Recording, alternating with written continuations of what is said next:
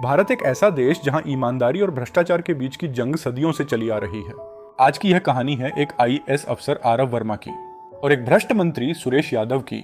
एक कहानी जो दिखाती है कि सच और झूठ की टक्कर में अंततः जीत किसकी होती है। दिल्ली के राजपथ पर लाल और सुनहरी किरणों के बीच खड़ा है एक नौजवान, नाम आरव वर्मा।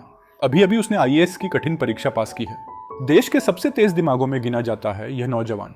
लेकिन आरव का सपना सिर्फ कुर्सी पाना नहीं, उसका सपना है बदलाव लाना। बचपन में उसने अपने पिता को देखा था, एक छोटे से स्कूल में शिक्षक, जिनका जीवन भ्रष्ट नेताओं की तानाशाही से जूझता रहा। पैसा नहीं था लेकिन ईमानदारी की ताकत थी। उसी से आरव ने सीखा, झुकना नहीं है। हरियाणा राजस्थान सीमा का पिछड़ा इलाका, टूटी सड़कें, गंदे स्कूल। पहली पोस्टिंग मिली शिवपुर जिले में, एक ऐसा इलाका जो कागजों पर तरक्की करता दिखता है लेकिन जमीन पर गरीबी, भूखमरी और भ्रष्टाचार का अड्डा है। यहाँ का असली शासक कोई अफसर नहीं बल्कि एक ताकतवर मंत्री सुरेश यादव। ठेके योजनाएं, पुलिस ट्रांसफर, सब उसके इशारों पर नाचते हैं। आरव ने सबसे पहले स्कूलों का हाल देखा। बच्चों के लिए आने वाला मिड डे मील सिर्फ कागजों पर था। बच्चे भूखे पेट पड़ रहे थे। आंगनवाड़ी केंद्रों में महिलाओं और बच्चों को पोषण नहीं मिल रहा था। सड़कें जो करोड़ों में बनी दिख रही थी, असल में कभी बनी ही नहीं थी। आरव की आंखों में गुस्सा। दस्तावेज देखते आरव ने महसूस किया, यहाँ की सबसे बड़ी बीमारी है मंत्री का भ्रष्टाचार। और अब उसकी असली लड़ाई शुरू होने वाली था। आलीशान बंगले में सुरेश यादव बैठा है, सिगार जलाता है। आरव कमरे में प्रवेश करता है। सुरेश यादव धीमे स्वर में, वर्मा जी आप नए हैं, सिस्टम समझिए, ज्यादा ईमानदारी से काम नहीं चलता, थोड़ा हमारे साथ मिलकर चलिए, आपका भी भला होगा, हमारा भी। आरव शांत लेकिन दृढ़, सर मैं यहाँ सेवा करने आया हूँ, सौदे करने नहीं। जनता का पैसा जनता तक पहुंचेगा।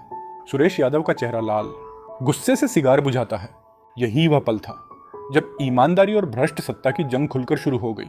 अखबारों में फर्जी खबरें छपती हैं, टीवी पर बहसें, लोग अफवाहें फैलाते हैं। सुरेश यादव ने अपनी ताकत का इस्तेमाल शुरू कर दिया। मीडिया में खबरें छपवाई गईं, आईएएस अफसर तानाशाह है, जनता की नहीं सुनता। झूठी शिकायतें दर्ज करवाई गईं।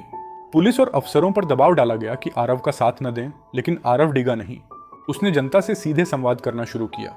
गांव-गांव जाकर पंचायतें की, महिलाओं को संगठित किया, युवाओं को योजनाओं की जानकारी दी।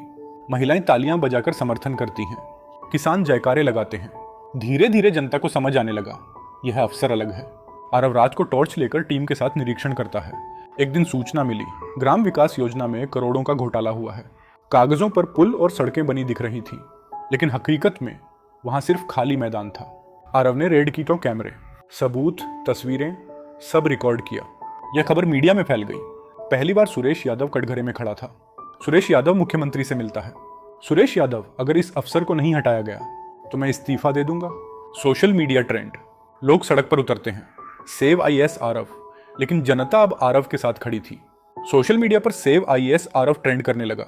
गांव की औरतें, मजदूर, किसान सब सड़कों पर उतर आए। राजनीतिक दबाव इतना बढ़ गया कि मुख्यमंत्री को झुकना पड़ा। सीबीआई जांच बैठी और अंततः सुरेश यादव गिरफ्तार हो गया। जेल का दरवाजा बंद होता है। फिर अखबार, सुरेश यादव जमानत पर रिहा, लेकिन भ्रष्टाचार का खेल आसान नहीं। कुछ महीनों में मंत्री जमानत पर बाहर आ गया। वह फिर राजनीति में लौट आया। आरव समझ चुका था, यह लड़ाई एक दिन की नहीं है, यह एक लंबा संघर्ष है। लेकिन उसने हार नहीं मानी। उसकी ईमानदारी ने जनता का दिल जीत लिया था। आज शिवपुर तरक्की की राह पर है। आरव गांव के बच्चों के साथ बैठा है, वे हंसते खेलते पढ़ रहे हैं। लोग कहते हैं आज शिवपुर बदल गया है, क्योंकि एक अफसर ने सच्चाई से समझौता नहीं किया। आरव वर्मा आज भी अपनी लड़ाई लड़ रहा है, क्योंकि उसके लिए आईएएस की कुर्सी सत्ता का प्रतीक नहीं बल्कि जनता की सेवा का व्रत है। यह कहानी हमें याद दिलाती है कि अगर एक इंसान भी सच्चाई पर अडिग रहे तो पूरे सिस्टम को हिलाया जा सकता है।